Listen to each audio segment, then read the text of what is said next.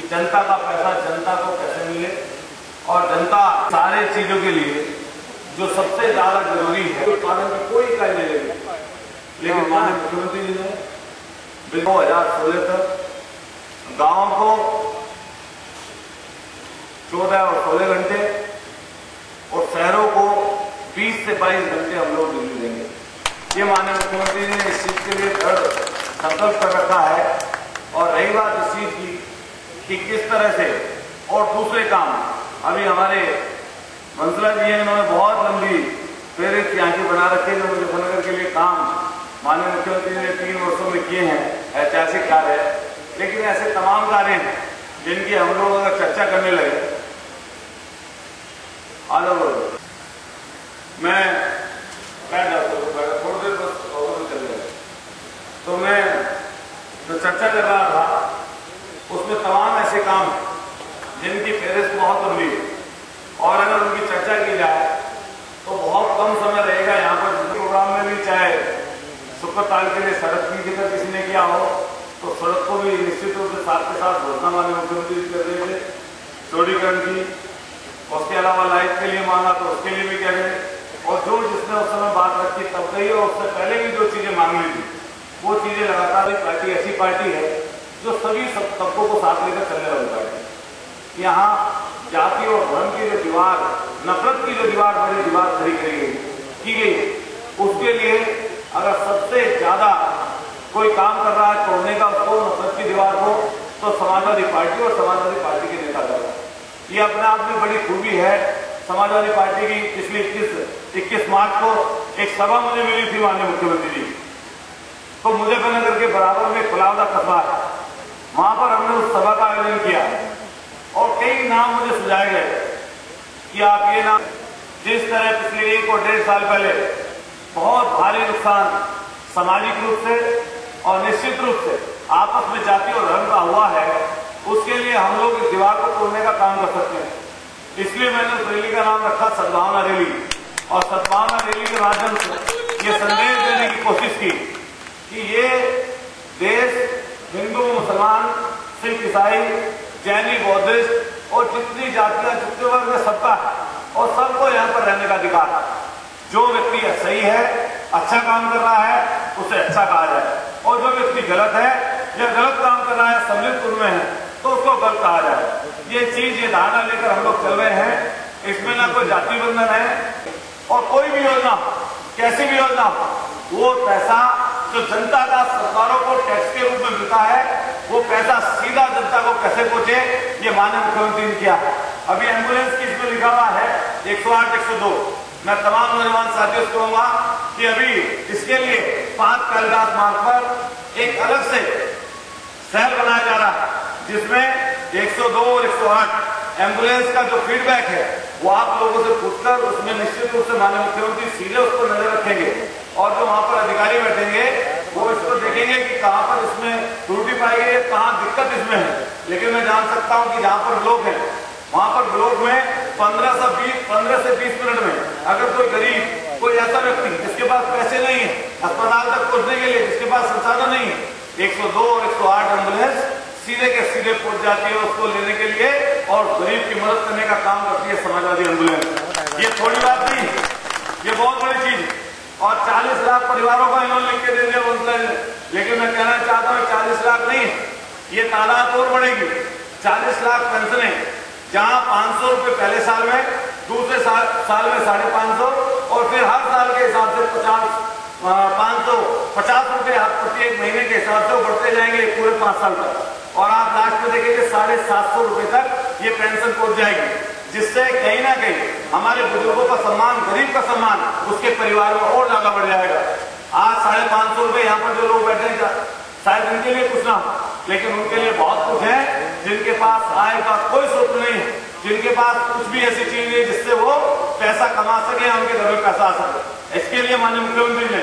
देश नहीं बल्कि पूरे विश्व में सबसे बड़ी योजना अगर कोई है तो समाजवादी पेंशन जो माननीय मुख्यमंत्री लेकर आए हैं, समाजवादी पेंशन योजना,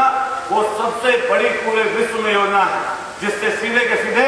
पहले चरण में 40 लाख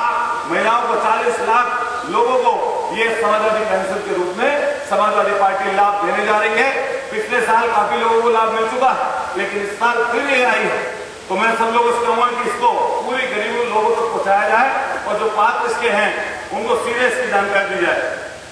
समाजवादी पार्टी ने जब इसको दिया तो विपक्ष के लोगों ने खूब हल्ला मचाया कि झुंझुना दबा दिया, ये लैपटॉप नहीं है, ये जो है फलानी चीज है। लेकिन माननीय मुख्यमंत्री की सोच देख लीजिए कि पूरे देश, पूरे चाहे वो कितने इंजीनियर में था, जिसको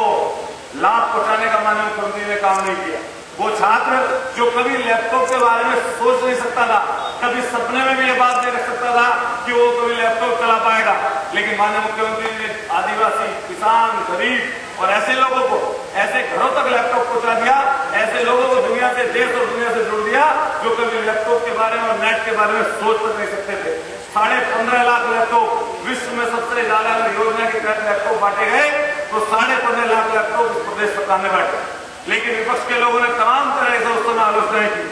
और लेकिन जब इस योजना को रोका गया तो तब दूसरी तरह की बात वो लोग करने लगे। लेकिन माननीय मुख्यमंत्री जी इस योजना को पुनः दोबारा लेकर आए, लेकिन वो योजना मेधावी छात्रों के लिए, मेधावी छात्र छात्राओं के लिए पुनः खोल दी गई। और जो मेधावी छात्र और छात्राएं किसी भी जिले के या किसी भी स्कूल के पढ़ने वाले बच्चे होंगे, वो सीधा का सीधा लाभ उनको मिल जाएगा। और मैं व्यापारी भाइयों से कहूंगा कि आपके लिए सीधे रास्ते अगर किसी ने खोले हैं तो समाजवादी पार्टी ने खोले। आप सीधे जाकर माननीय मुख्यमंत्री से मिल सकते हैं, और आप नहीं, इस प्रदेश का गरीब से गरीब व्यक्ति माननीय मुख्यमंत्री जी के जनता दर्शन में पहुंच सकता है और सीधे के सीधे माननीय मुख्यमंत्री से रूबरू हो सकता है। ऐसा पहले कभी नहीं था, पूर्व की सरकारों में ऐसी व्यवस्था कभी नहीं की गई। ऐसे मुख्यमंत्री आपको मिले हैं जिनकी पढ़ाई, जिनकी कामों की जो फहरिस्त है उसकी सच्चाई से रूबरू होकर मुख्यमंत्री जी की बात को लेकर तारीफ करते हैं कि जितने काम वो लोग कर रहे हैं वो काम इससे पहले कभी नहीं हुए। जो मैनिफेस्टो में था समाजवादी पार्टी, अगर कोई चीज बच भी गई है या क्या नाम आने वाले समय पर जिसकी जरूरत है, चाहे आपका लखनऊ से लेकर आगरा तक एक्सप्रेस वे हो, सरकार की एक पहली योजना से, और जबकि वहां के आसपास के सब जिले लेकर आगरा से 6 लेन सड़क लखनऊ तक बनाई जा रही है और उस पर बड़ी तेजी से काम चल रहा है। वो ऐसा काम है जिससे वहां के किसानों को सीधा लाभ होगा। पहले सरकार ने जमीन दे दी थी बिल्डरों को, नोएडा से आगरा तक एक्सप्रेस वे पर जाते दोनों तरफ की जमीन बिल्डरों के पास है, लेकिन हमारे माननीय मुख्यमंत्री जी ने किसानों के हित को ध्यान रखते हुए दोनों बड़ी 6 मंडियां वहां पर विकसित की जा रही है, जिससे किसान अपनी फसल को सीधे मंडी में ले जाकर बेच सके और ज्यादा मुनाफा कमा सके। और भूमि अधिग्रहण के बिल के बारे में मैं वहीं पर बता दूं, देश की सरकार क्या कर रही है वो आपके सामने। भूमि अधिग्रहण के जितने कड़े नियम उन्होंने लगा दिए, वो आप चीज जान लीजिए कि आपकी भूमि का अधिग्रहण कर लिया जाएगा और आप कोर्ट तक में नहीं जाने पाएंगे। लेकिन पूरे उत्तर प्रदेश में देख लीजिए, एक किसान पर कई लाठी नहीं चली। किसान से सीधे बैठकर अगर जमीन ली गई तो उसके अनुसार और जितना उसने रुपया मांग लिया उस हिसाब से उसको पैसा दे दिया गया। एक्सप्रेस वे पर आप देखेंगे 300 किलोमीटर लंबा एक्सप्रेस वे बन रहा है, बड़ी संख्या में किसानों की जमीनें उसमें गई, लेकिन एक जगह पर कहीं धरना प्रदर्शन, कोई लाठी नहीं चली और उनके अनुसार उनकी जमीन का भुगतान कर दिया गया। और आज किसान वहां पर खुशहाल है, जमीन की रेट से 4 गुना रेट समाजवादी पार्टी की सरकार ने दे दिया। ये अपने आप में बहुत बड़ी बात है। मैं और कई चीजों के बारे में लोगों को निश्चित रूप से न्याय करना चाहिए। अभी 2 साल पड़े, अगर आपने समाजवादी पार्टी की नीतियों का प्रचार और प्रसार लोगों तक उस चीज को पहुंचा दिया और कहीं ना कहीं जो काम आ रहे हैं सरकार से जनता के लिए, आम जनता के लिए, गरीब के लिए बना जाएंगे, क्या नहीं बना जाएंगे बता दीजिए। आप जो लोग गलत है उनकी आप शिकायत भी कर सकते हैं, आप सीधा सीधे उनकी शिकायत भी कर सकते हैं कि जो निगरानी, जो समाजवादी पार्टी या माननीय अखिलेश यादव जी जो नित्य नई नई योजनाएं चलाते हैं, वो किस तरह से उनका क्रियान्वयन हो और लोगों तक वो लाभ किस तरह पहुंच पाए, उसको हम सब लोगों को, समाजवादी साथियों को उनकी निगरानी करनी पड़ेगी और कहीं ना कहीं सीधा जनता से संवाद रखना पड़ेगा। गर्मी बहुत है, मैं जानता हूँ इस बात को, लेकिन मैं फिर कह सकता हूँ जो नौजवान साथी छात्र से जुड़े हैं या उसके अलावा पार्टी जुड़े हुए लोग हैं, जिन लोगों ने मेहनत की, जिन लोगों ने संघर्ष किया, वो लोग हमेशा आगे गए। आज मैं मुजफ्फरनगर में बोल रहा हूँ, मैं और सारे जिलों में जाता हूँ, लगा रखा हूँ, ये मुझे पता ही नहीं था, लेकिन बोलने का थोड़ा मौका मिल गया और मैं बोल के जा रहा हूँ इस चीज को कि ये चीज जो है, मैं वैसे समाज के लोगों और व्यापारी भाइयों से कहना चाहता हूँ कि आप मन बना लीजिए, समाजवादी पार्टी के लिए और समाजवादी विचारधारा के लिए इससे अच्छी सोच का माहौल आप देख लीजिएगा। अच्छा चैनल पर चल रहा है, क्या चैनल मुझे पता है। तो जो उन्हीं की पार्टी के जो भीषण पितामह कह लीजिए या उन लोग कुछ और कह लीजिए, वो लोग क्या नाम सीधे के सीधे ये चीज कह रहे हैं कि आपातकाल जैसी स्थिति है, तो आप जान सकते हैं कि किस तरह का माहौल वहां पर है। जब दूसरे की बात आती है तो वो जो है गलत होती है, जब अपनी बात इनकी रहती है तो वो सही रहती है। आज ललित मोदी जो इस देश का भगोड़ा, जो इस देश से बाहर भाग गया, 2000 करोड़ रुपए तो सीधे सीधे ईडी का मुकदमा चल रहा है 1800 करोड़ का, क्या 1800 करोड़ रुपए उसको लेकर भाग गया। उसके बावजूद भी वो सीधे उसको लाभ पहुंचा रहे और सीधे मदद कर रही और डंके की चोट पर कह रहे हैं हमने मदद की। किस तरह की राजनीति कर रहे हैं आप लोग, या किस तरह की सोच रख के चल रहे हैं। जब यही लोग विपक्ष में थे तमाम तरह के ताने और तमाम तरह की चीजें कहा करते, लेकिन आज नैतिकता में है तो इस चीज को उजागर करें कि किस तरह के संबंध उनके हैं और किस तरह के संबंध रहे। और मुझे नहीं लगता तो वसुंधरा राजे जी से, बाकी नहीं राजस्थान के मुख्यमंत्री जी से, कि उनके रिश्ते किस तरह के आर्थिक रूप से या वहां के स्तर से, राजस्थान के स्तर से ललित मोदी से रहे। और आज सारे चैनलों के सारे मीडिया में ललित मोदी, वसुंधरा राजे, सुषमा स्वराज, आप देख लीजिए किसी चैनल पर, किसी अखबार के पहले पृष्ठ पर यही चीज दौड़ रही है कि उन्होंने किस तरह की क्या नाम काम की, किस तरह से उसकी मदद की। आप बताइए मदद की है नहीं की, बताओ। तो इसको तो सब जानते मदद की है नहीं की। अगर मदद की है तो मैं अपना देखना सोचना चाहिए कि उन्होंने मदद सही करी है गलत करी। तो अब ऐसे में क्या वो बड़ी चीजें हैं, उसको नहीं जाना चाहता न उसके, जिसमें सब लोग चाहे कोई किसी जाति का है चाहे कोई किसी धर्म का है, हम लोग सबको लेकर साथ लेकर आगे बढ़ना चाहते हैं। मैं देखी होगी परेशानी सही होगी, उसके लिए मैं क्षमा प्रार्थी हूँ, लेकिन इनको फिर बार बार धन्यवाद देते हुए कि आप लोगों ने प्रोग्राम रखा और एक लगातार करते हैं, जिससे हम लोग कहीं ना कहीं अपने लोगों को उपस्थिति दर्ज कर सकते। और आपके सपना बराबर में यहाँ से लड़ने का मौका मिला, कुछ वोटों से हम लोग चुनाव हार गए, लेकिन हम लोगों ने कभी हौसला नहीं हारा, और हौसला नहीं हारा इस कारण से हम लोग लगातार प्रयास करते कि किस तरह से जनता को लाभ मिल सके और किस तरह से पार्टियां जो कार्यक्रम चला रही वो जनता तक हम लोगों से पहुंचा सके। मैं चाहता हूं आप लोगों से भी कि अपने सारे कार्यक्रमों की निगरानी करें। अगर उसमें कोई कोताही बरतता है, कोई दिक्कत पैदा करता है, उसकी सीधी शिकायत माननीय मुख्यमंत्री से 5 तारीख के लिए। मैं ये भी बता दूं, माननीय मुख्यमंत्री ने पहली बार पूरे देश में ऐसे कोई मुख्यमंत्री होंगे जिन्होंने यूथ के लिए 5 तारीख का दिन तय कर रखा कि 5 तारीख को यूथ के प्रदेश के लोग उनसे सीधे भेंट कर सकते हैं। भेंट और दिन भी कर सकते हैं, लेकिन यूथ के लिए 5 तारीख, किसी भी हर महीने की 5 तारीख को आप सीधे संदेश उस चीज का दे सकते हैं कि कोई गलती, कोई परेशानी, कोई दिक्कत, अगर कोई प्रशासनिक कि जो ये लोगों की संख्या होती है ना, ये लोगों की संख्या आपकी मेहनत के ऊपर निर्भर होती है। आप मेहनत करेंगे, मैं दावे से कह सकता हूँ। अभी आप सद्भावना दिल्ली जो लोग गए होंगे दिल्ली में, तो उनको गए थे तो गए थे लोग नहीं फलाव थे,